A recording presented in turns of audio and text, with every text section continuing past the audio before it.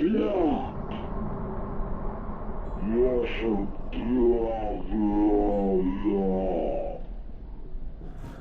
hello everyone and welcome to a brand new video here on UMadBroz. Oh, I don't remember what the last video was, I'm pretty sure it was creeper farming. But today's video we are gonna do the first big Borderlands 2 VR boss fight on this channel, if you don't include Knuckle Dragon or Captain Flint. I don't know if we did Captain Flint on the channel, we might have. But we are here in the Wildlife Preservation Preserve, and yeah, we are about to fight Bloodwing. I generally wanted to start us off with elite midgets. You guys can see my first reactions to seeing elite midgets and farming those in VR. Well, not farming, but killing them. I did also figure out that you can't put your head through this, but if you put your gun through it, it does do a really cool orangey glow animation. I've only seen it though on the Unkept Herald. Oh, it does do a really cool, really bright orange glow. I like it. Can we shoot these right now? We can shoot. Oh my god, no, this is overpowered.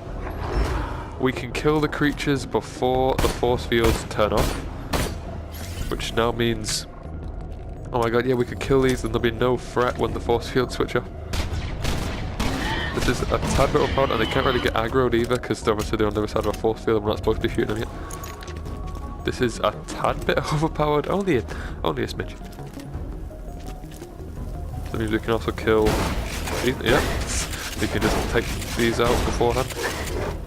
You can't see the health bar, so I've got no idea how close this thing is to being dead. Oh, that's how close.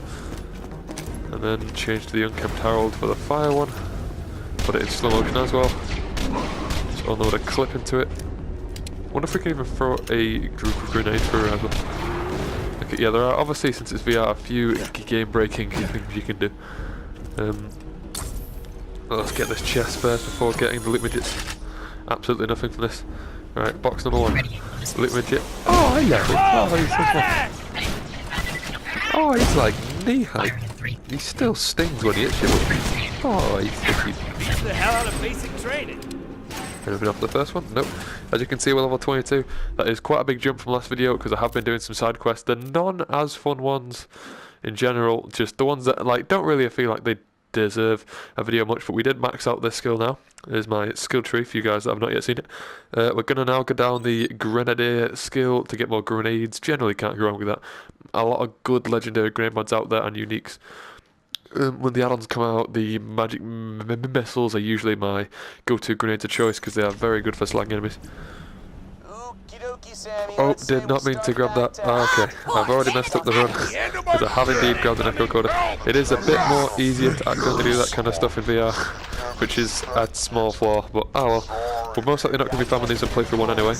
The loot midget farming video will most likely come on playthrough 2. Playthrough 2 videos will come a lot faster than playthrough 1 videos came out, because typically I'm going to be smashing playthrough 2, smashing. If you know what smashing means and I ever refer to smashing, that means I'm going to grind through it more. And if you know what grind means, it means I'm going to play it more. Because obviously I've recorded a lot of the base videos on playthrough 1, so I wanted to record them a second time on playthrough 2. I'm just going to mainly do recommendations on playthrough 2, and probably some level 50 farming videos when we get to level 50. Probably going to release a mini-series then of me farming for legendaries and stuff like that. Jack is playing with us, you're right, Mordecai. Now these open and oh no, would you look at that? Oh no. Animals are here. Obviously the few stalkers that spawn afterwards are here, but that has made this much simpler on my part. I mean, no skin off my back to shoot them before I get through the glass. I'm most likely not going to do that on playthrough 2 because that kind of takes all the hype away, well not hype, but the kind of tension away from Jack opening up the gates. Kind of ruins it a little bit. Kill him. Give me that iridium. Grab this arm. Right, okay. Let's get us to Bloodwing. Have brought my trusty flame shotgun for this very special story mission. One of my favourite story quests. One of the main story quests which does not get boring no matter how many times I do it. There are a few like this. A damn fine rescue. Typically, I don't always feel like doing when I start a playthrough. If I just want to screw around with it because I've not played the game in a while, I usually play up to that point and then kind of stop. And then after that, a train to catch I do like. getting back to Sanctuary is kind of 50-50. I've learned typically how to generally speedrun the mission in under a half hour, so that mission doesn't really get in the way much anymore. Hello Jack, you're interrupting my explanations, Jack. If you know how to use it, Slag has lots of applications. Well, I know how to use it on stuff when I shoot it, but other than that, I've got no idea how to actually generally experiment with it, I guess. Racks, I've still not found a chubby. I'm kind of hoping we find one in the preserve. I sometimes find a chubby skag around there. Punch that, shoot that, kill enough of these so they will open the door to stop me killing all the test subjects. Kill that, open that. This fire shotgun is really good. I believe we may have found it. I don't remember. I believe we found this in Caustic Caverns, I think, inside the Dahl chest towards the end of that place. I do believe that is where I found the shotgun, but it is a very powerful purple fire shotgun which generally just rips stuff apart, so I cannot complain with this gun. It is very good. This video is probably going to be quite short, considering I did start it towards the loot midget part. Didn't really feel like needing to show you guys the kind of earlier bits of this mission, since a lot of it is just running through repetitive rooms of engineers and stuff. But I felt like starting it from the loot midgets, which is kind of where the preserve gets good, the kind of second half of it. So I've already accidentally grabbed one recording. Typically, if you don't grab any more loot midgets spawn, if you did not already understand that fact, then yeah, if you did not pick up any echo recordings on the Doctor's Orders mission, more loot midgets will spawn in the 4 boxes near the chest that you saw before. I don't know why it happens, but that is typically how it works. That's why I never pick up the echo recordings, but it's harder not to in VR, because obviously you just point your hand at the box and you can't really tell if the game's saying open box or grab the echo recorder. So that's kind of a little bad thing about it. It's not really a bad feature because there isn't really a way they could fix that. But okay, we found 6 slags, 7 slags, 8 slags. Okay, now I'm pretty sure. Grenade out! Get off me. Load it. I forgot what I was going to say. Pretty sure. I'm pretty sure there is 2 more slag samples in this place. God, that guy screaming in slow motion really hit me.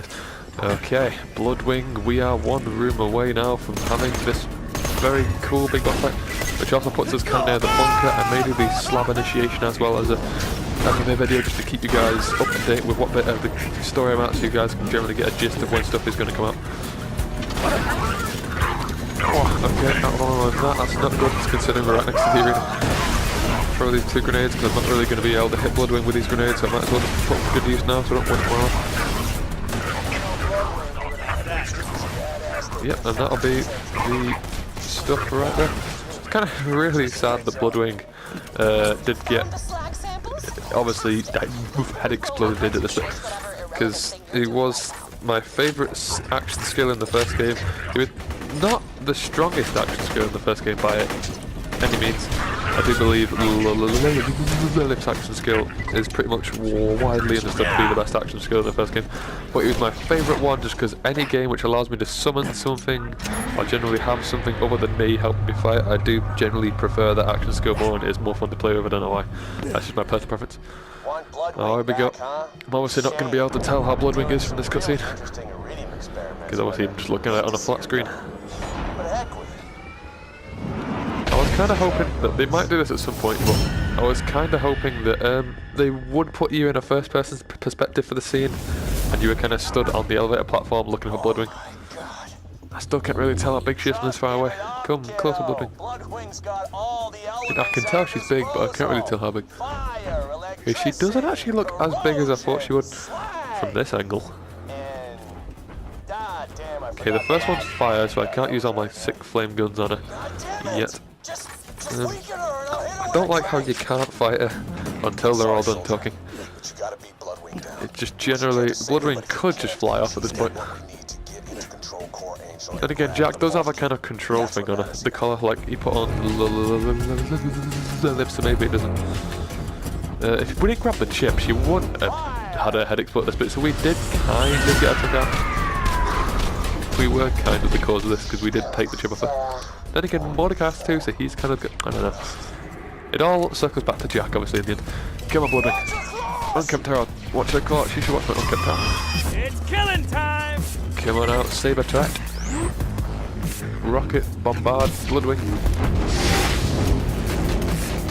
Come on, if you go back to flame, you're dying. Oh, that is doing some damage. Okay, calm down, we just want to weakness we can hit with a track. Oh, the big flashes look pretty sick, I'll give it that.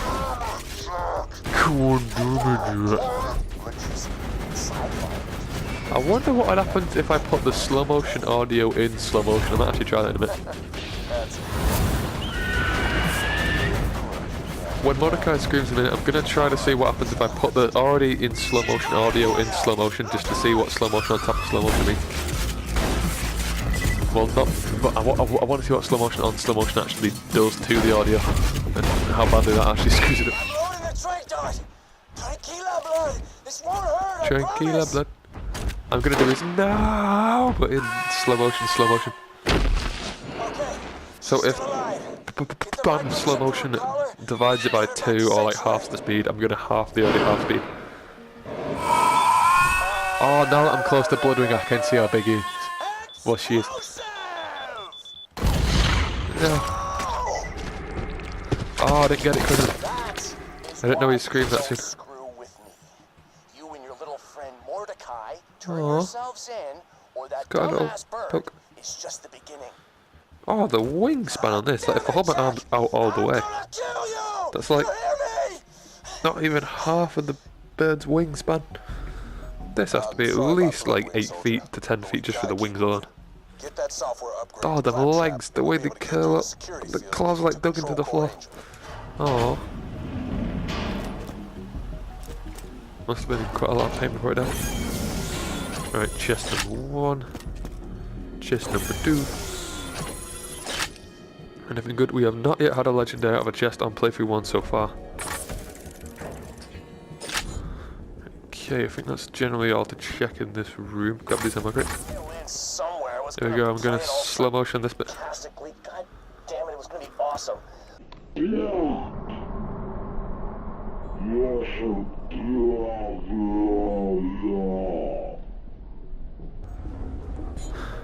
Oh yeah, that's getting slow motion. The blade was a bloody violin bit is definitely getting slow motion.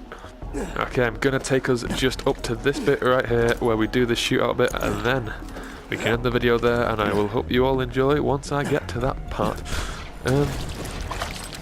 Okay, walk around here. You didn't think you were gonna get out of here alive, did ya? Yeah, a little bit. Oh, here comes Mordecai's rage bit. Bolt Hunter, get down. Okay. Hi Mordecai. Hi. He looks so small. Where was that one mob stand before? You could have helped me so much more. Die, assholes! Screw you!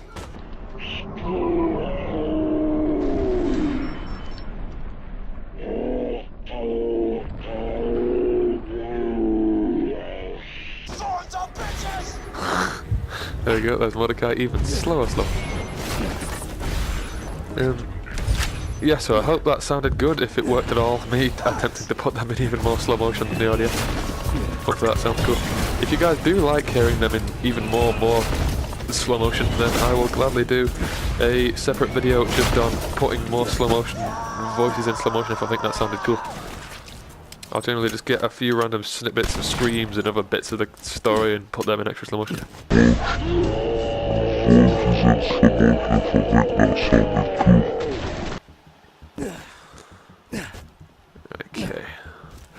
Okay guys, with this lovely view here, Borderlands VR, whoever thought this would come, Sanctuary's over there, don't even know if I've ever spotted that before, Hyperion Base, and generally, I hope you all enjoyed the video. Yep, that's the general gist. Hope you all enjoyed. Leave a comment down below of anything else you'd like to see in Borderlands 2 or Skyrim VR. Yeah, any other VR games you'd like to see, leave in the comments down below, or send me a message on PlayStation. A few of you have been adding me on PlayStation. I do highly respect that, and that is very good. A few of you have sent me a few little suggestions, or just said to keep up the good work. So, just generally, yes, add me on PlayStation. My PlayStation name and picture, so you know it is my account, is at the end of this video. I do believe I'm level 18 trophy-wise. That is how you know you've definitely found me. And yeah. Hope you all enjoyed. Stay tuned for more frequent Borderlands 2 VR and Skyrim VR content on the channel. More episodes from the Skyrim VR Let's Play and a possible Borderlands 2 VR Let's Play starting soon. Hope you all enjoyed, but for now, peace. Yeah! Alright, sweet. Found it. Alright, this is a song for Mordecai's stupid bird. Any